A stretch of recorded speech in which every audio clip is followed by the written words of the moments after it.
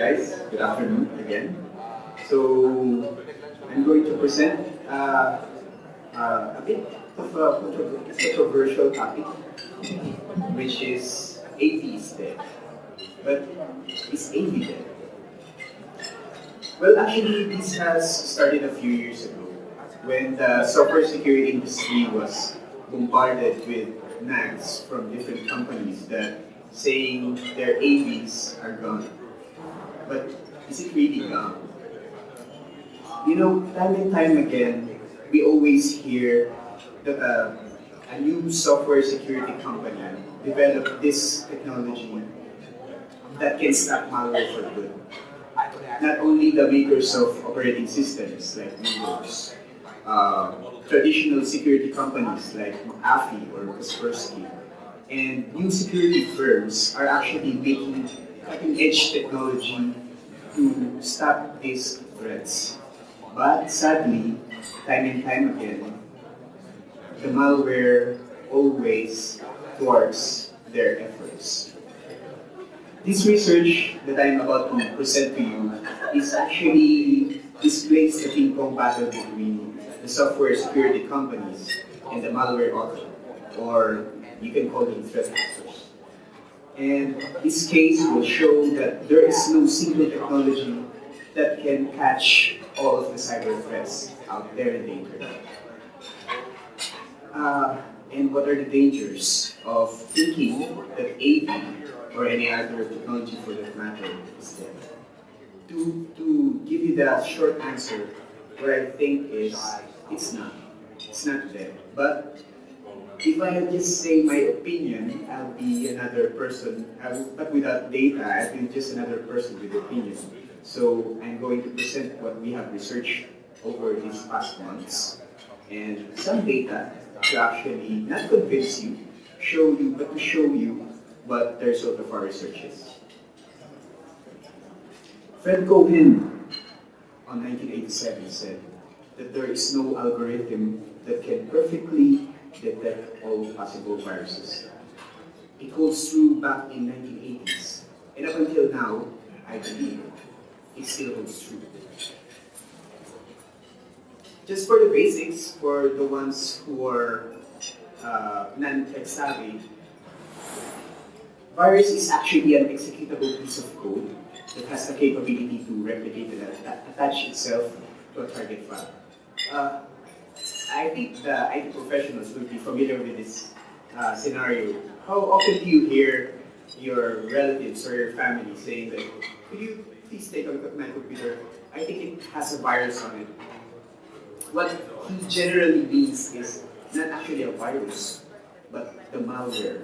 Malware is actually the general term. It denotes malicious software, thus malware. And it includes worms, trojans, but not limited, ransomware, and also viruses. Sadly, there's a misconception on the term viruses and malware. So the main purpose of my presentation is to answer three questions: the who, the why, and the what. So who are the ones who are saying that AV is dead? Why are they saying it? And what can we learn from all of this? And that's our agenda. Hopefully, these historic malware facts that I'm about to display will be able to answer why those people are saying that AV is dead, and the proactive development of new weapons to answer the who, and being opinionated on data, hopefully will answer the what. And then we'll sum it up. First, allow me to address a common misconception in the term AV. As I've explained, people are so used to the term viruses that they have this preconceived notion that if I get infected with a virus, I need an antivirus to remove it. But if I'm going to be a wise ass and correct them, I'll probably say what you're using right now is anti-malware or internet security as a general term. And actually, I could say that it's partly fault of the marketing of the companies, the antivirus companies themselves, because the way how they market the term antivirus. Just to show up, it was actually developed antivirus during the 1980s. And we're actually at a war. You may wonder why a never-ending war. Am I just over-exaggerating things? Take a look at this picture, and it actually summarizes the technology the battle between malware and software security companies. First, during the 1980s, there were viruses, worms, trojans. What they employed technology are encryption, polymorphism, metamorphism, hacking, armoring, protectors, anti-emulation, anti-debugging. We need to explain, after this slide, we'll tackle several choice technologies and we'll dig a bit deeper. So bear with me for a while. The security industry responded with signature-based detections, hashes, heuristic emulation, intelligent scanning, and generic unpacking. Then, the rootkits and exploit appeared, botnets, vulnerability exploitation, dormancy, and stealth.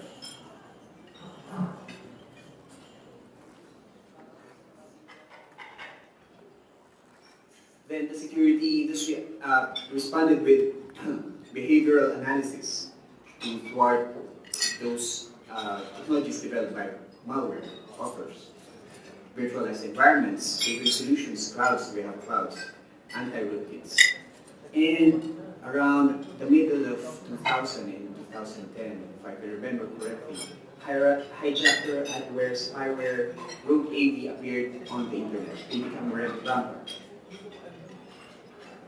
And the EULA, the most controversial EULA, wherein if you accept it, you're essentially allowing the malware to be installed on your computer. And follow the gray suits, the grayware. Social engineering, these are not actually technologies, but they were used by malware to gain leverage over their battle. Stolen digital signatures, ransomware these days, it's becoming more and more famous. APTs, fast locks, rapid variance generation. Rapid variance generation is the one wherein within a second, the malware author or the threat actors can actually produce 1,000 variants of the same malware. More laser-focused targeted attacks. And memory protection, security responded with memory protection, machine learning, data mining, and anomaly-based detection. Anomaly-based detection is kind of like what Sir Wilson presented. It's more on predictive analysis. And the next gen. So let's take an example. This is actually a very simple virus. It belongs to the category small. The exact name is 1365. It replicates itself and attaches itself to a target file. And this simple virus can actually be caught using this detection. So this is a simple detection. It's more like an algorithm. Go to the entry point, get the match exact, hex match exact, and then return infected. That's the most basic signature-based detection that was used during the first era of the antivirus. But how did the malware author respond to that? They responded using encryption, polymorphism. Polymorphism is it's more like a different variant or a different looking malware will be produced on each iteration, each generation. Now, the virus that was caught using that particular signature will not be caught if this is a polymorphic or metamorphic virus. And let's not end there. The antivirus industry responded using heuristic-based signature detections, emulation, intelligent scanning, AV engines, and they can now remove the garbage codes and produce the actual malicious code. And again, malware authors responded back using anti-emulation and techniques such as infinite loops to avoid emulation.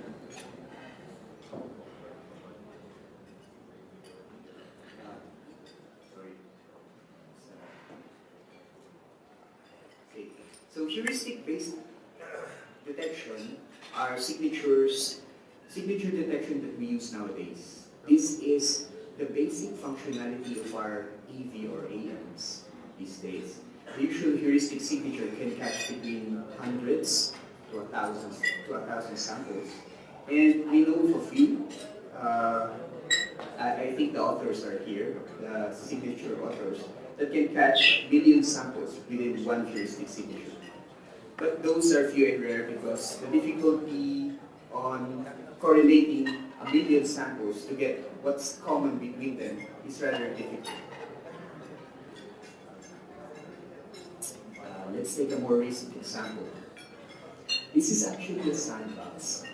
I remember back in 2008 when the sandbox technology was so expensive. I think, if I remember correctly, it was around $20,000 for the sandbox. I'm not promoting our sandbox, the Sunbelt sandbox, and I'm not even an employee of Sunbelt at that time.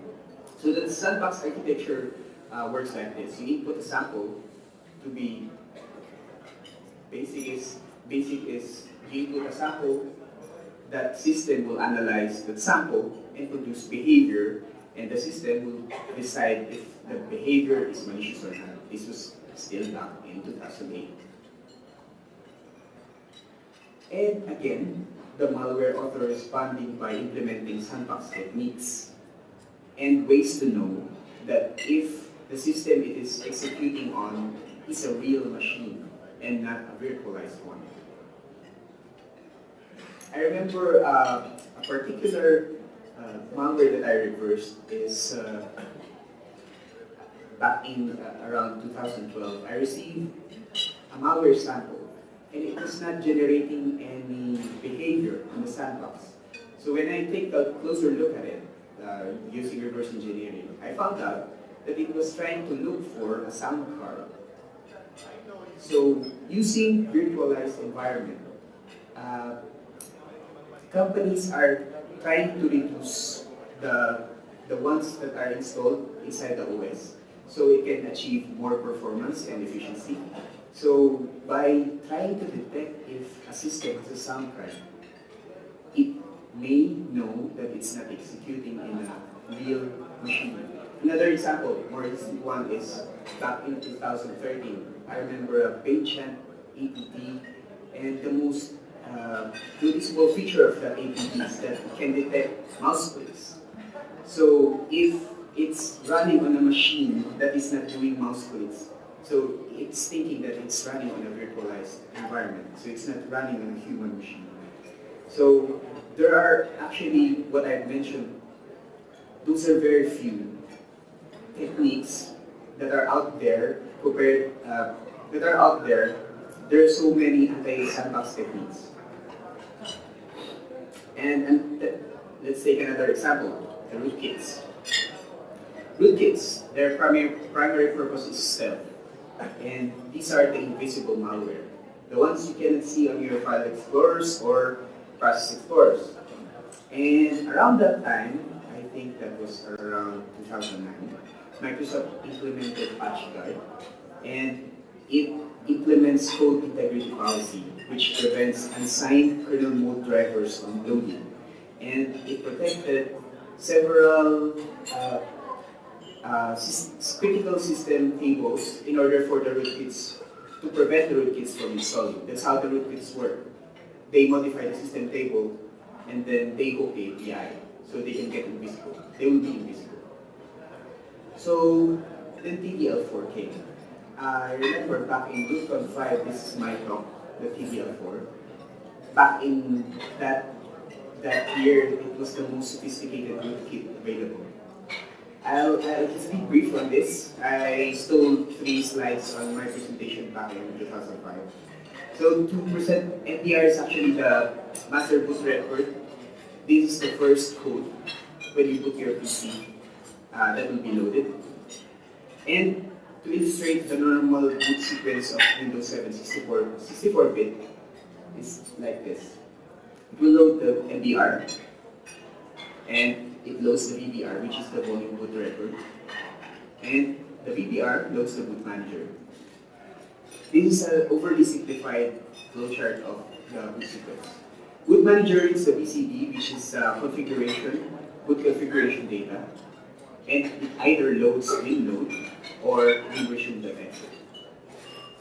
So, the BCD option is that option in the Hive disables kernel mode integrity checks. And then WinLoad.exe initializes code integrity policy and loads the kernel and its dependencies like HAL, KDCOM, and boot. And then, if ever you're using a kernel debugger, it will initialize that debugger. So that's how the normal boot process works. So how did TDL4 manage to subvert that patchware technology of Microsoft? So it loaded the infected NBR by first leveraging privilege escalation. It used an exploit to be able to write to the NBR. And once it writes to the NBR, it will force a restart, BSOD. And it loads the LDR16, the NBR, the infected NBR will load the LDR16, hooks in 13. In 13, actually wait for KDCOM to be loaded, and then replace the image of it in memory with LDR13. And then the normal ones, it will load the DVR and boot manager.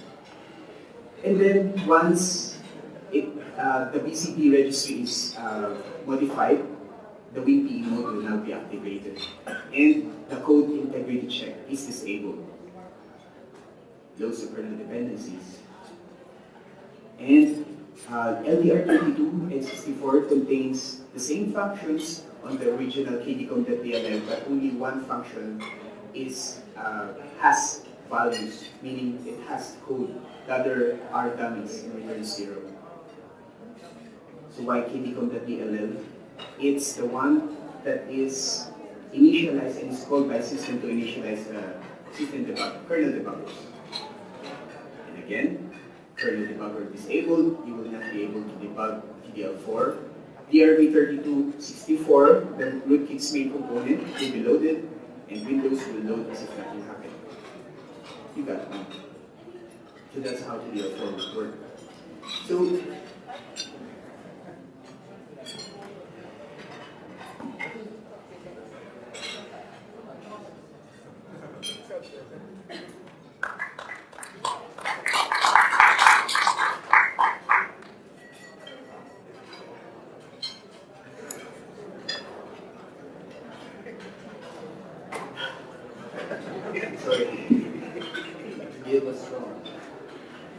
So, to summarize all that up, I think we're good. There's another one. We are essentially going in circles, and sadly, the software security industry is always on the reactive side. This is a quote I got from reading the blog from the internet. I'll just read it to you. We improve only after our adversaries defeat our defenses. Most software is still riddled with vulnerabilities, but the vendors typically make no move to fix one until it becomes publicly disclosed. Okay, so who are the ones? Let's answer this. Who are the ones who are saying that AV is dead? People who have limited knowledge on the subject. Possibly irate victims of malware attacks.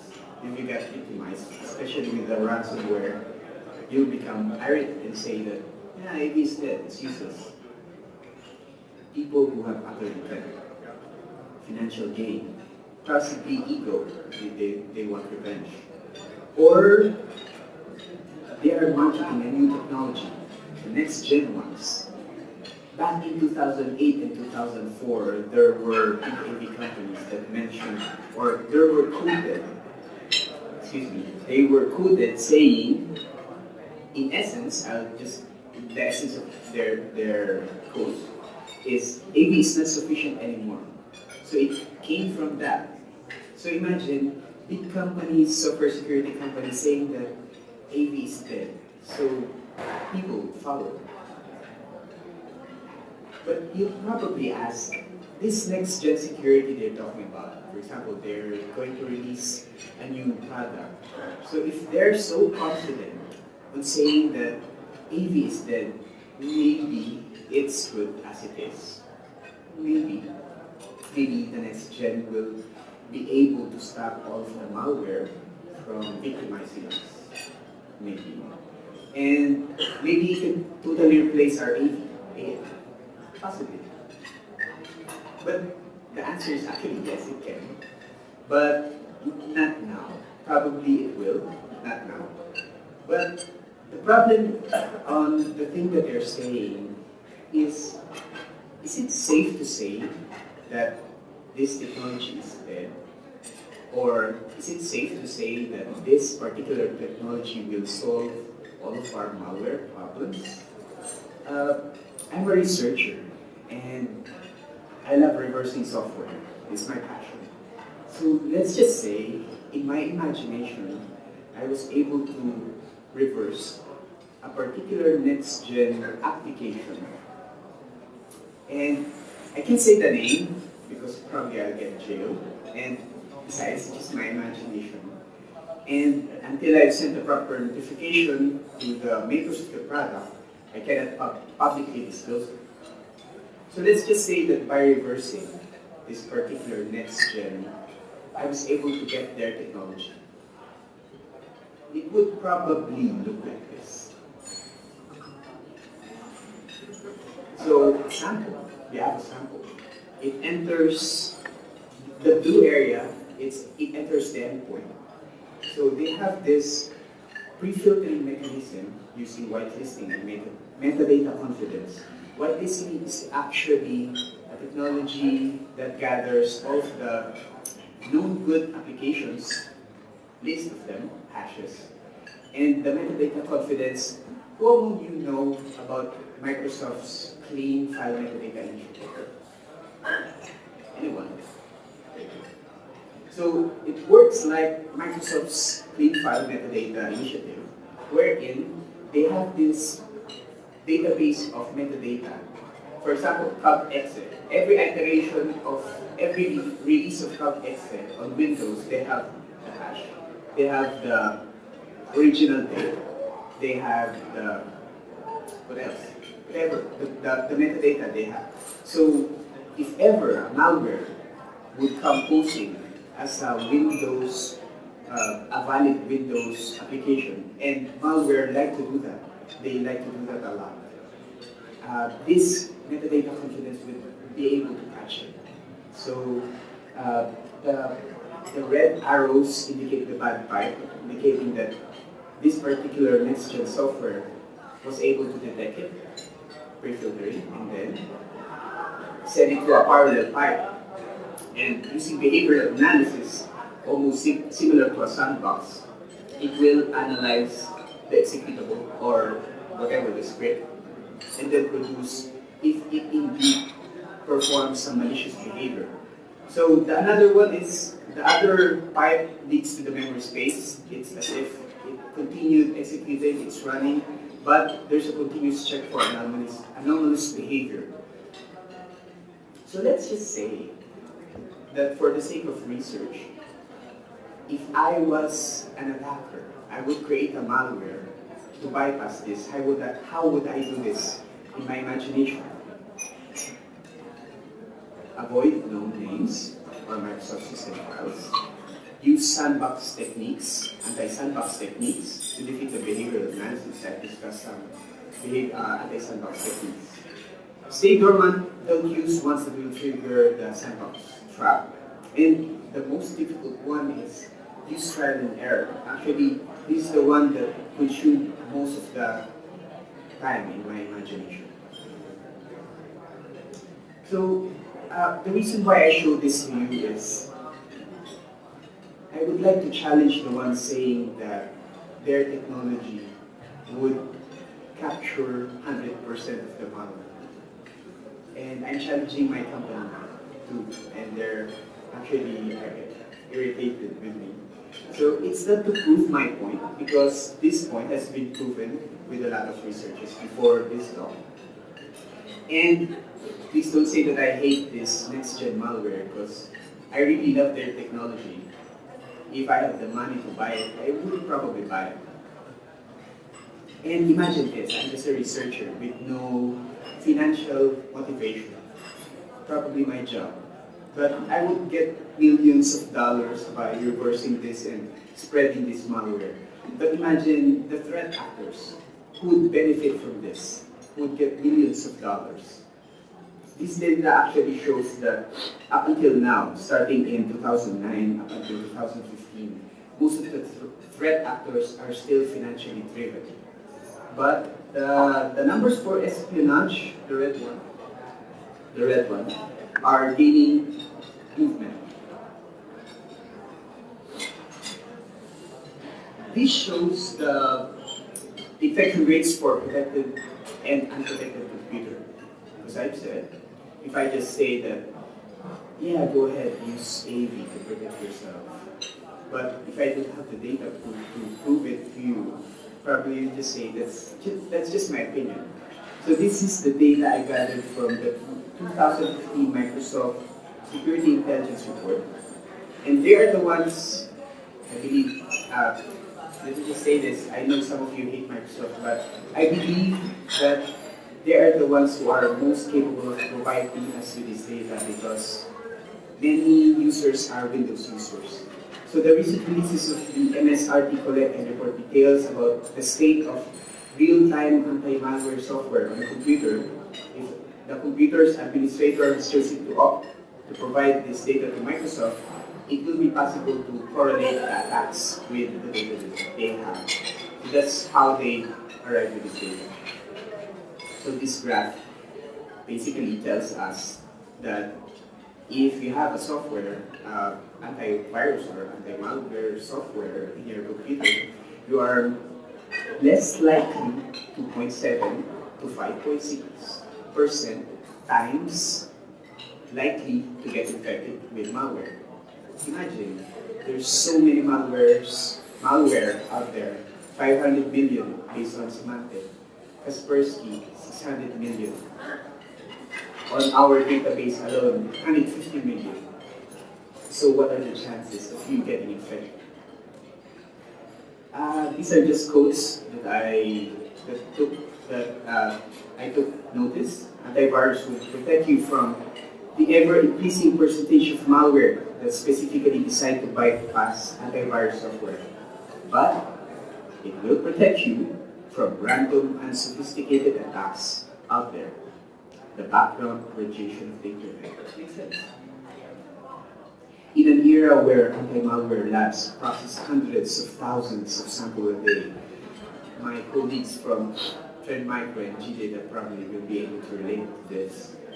Failure to realize the significance of a vanishingly small set of stealthy, low-prevalence samples, however great their subsequent impact, while hardly describable as a success, is hardly a spectacular failure in statistical terms. To sum it up, even 20% protection is better than none. Would you agree? So, what can we learn from all of this? AV and AM has evolved too. Malware has evolved technology using the thinking Bible. I was not too fast about it.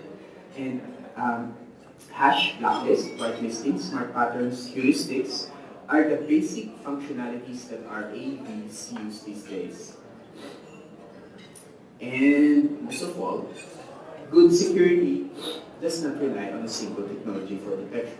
I hope I have proven my point using my imagination that any technology will be able, the threat actors will be able to crack it, however difficult it is. Well, depending on the feasibility of cracking the technology itself. Multi-layered security is the right approach. These are just some of the examples of a good multi-layered security. Have a good endpoint, a good network-based security. Backups, don't be a wise ass. Back up your data. You need to back up your data, especially your pictures. They're most valuable. And however pain in the ass it's, you have to update your system. You have to update your Windows. And update yours. If you ever have your antivirus or anti-malware, update them. Secure your channels, use PGP or whatever, the ones that Sir Lawrence talked about. And last but not the least, don't overdo it. Don't come to me saying that I've installed an antivirus in my system, why I got detected.